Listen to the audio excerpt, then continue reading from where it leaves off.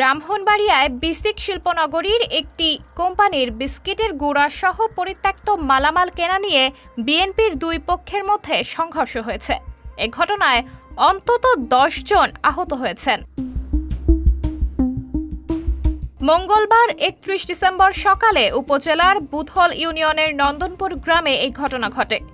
এ সময় বেশ কয়েকটি বাড়িঘরে ভাঙচুর ও ধানের গোলায় আগুন দেওয়া হয়।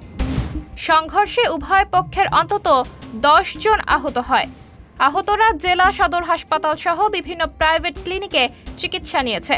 পুলিশ ও প্রত্যক্ষদর্শীরা জানান, মঙ্গলবার সকালে সদর উপজেলার নন্দনপুর বিসিক শিল্পনগরীর ডেকো ফুড নামে একটি কোম্পানির বিস্কিটের গুঁড়া সহ পরিত্যক্ত মালামাল নিলামে বিক্রি করার কথা ছিল।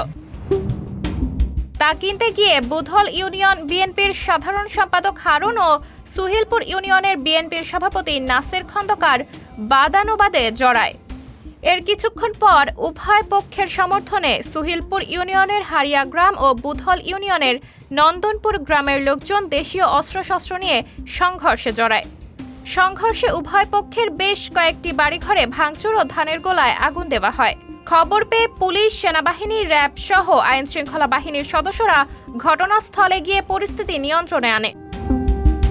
সদর থানার ভারপ্রাপ্ত কর্মকর্তা মোহাম্মদ মোজাফফর রহমান বলেন, একটি বিস্কিট কোম্পানির ডাস্ট মালামাল কেনা নিয়ে বিএনপির দুই নেতার পক্ষ নিয়ে দুই গ্রামবাসী সংঘর্ষে জড়ায়।